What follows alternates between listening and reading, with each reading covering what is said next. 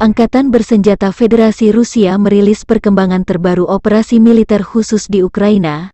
Juru bicara militer Rusia Igor Konashenkov tanggal 2 Juli merilis kemenangan besar hari ini di Lysychansk. 3 batalion Angkatan Bersenjata Ukraina kehilangan lebih dari 50% personel di dekat Verkhnekamenka dan Zolotaryovka hanya dalam 24 jam terakhir, kata Igor Konashenkov. Pasukan Dirgantara Rusia juga meluncurkan serangan presisi tinggi di pangkalan sementara Batalion 1 Brigadi Mekanik ke-30 yang dikerahkan di dekat Artyomovsk. Serangan itu mengakibatkan eliminasi hingga 120 prajurit Ukraina dan sekitar 15 unit peralatan militer, kata Igor. Dari kubu Kyiv, Kemenhan Ukraina merilis 120 tentara Rusia dieliminir hari 129.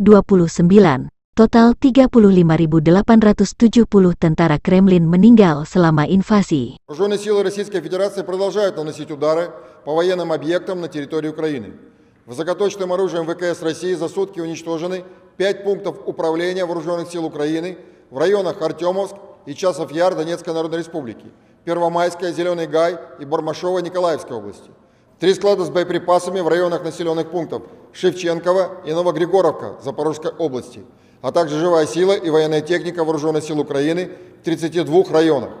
В рамках контрбатарейной борьбы высокоточным оружием ВКС России поражено 4 взвода реактивных систем залпового огня в районах Новолуганская, Желанная, Бердычи и Воздвиженка, с которых Вооруженные силы Украины обстреливали населенные пункты Донецкой Народной Республики. Оперативно-тактической армейской авиации, ракетными войсками и артиллерией поражено 39 пунктов управления Вооруженных сил Украины, 2 склада боеприпасов в районе города Николаев, а также живая сила и военная техника в 302 районах. Российскими средствами противовоздушной обороны сбит в воздухе самолет МиГ-29 Воздушных сил Украины в районе населенного пункта Явкино Николаевской области.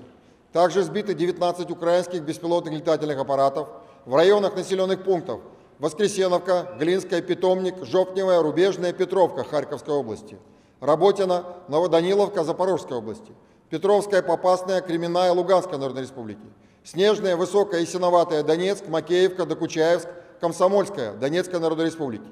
Перехвачены 4 реактивных снаряда залпового огня в районах населенных пунктов Ясиноватая, Минеральная Донецкой Народной Республики и Чернобаевка Херсонской области. Всего с начала проведения специальной военной операции уничтожены 227 самолетов, 134 вертолета, 1430 беспилотных летательных аппаратов, 353 зенитных ракетных комплекса, 3886 танков и других боевых бронированных машин, 702 боевые машины реактивных систем залпового огня, 3073 орудия полевой артиллерии и минометов, а также 3954 единиц специальной военной автомобильной техники.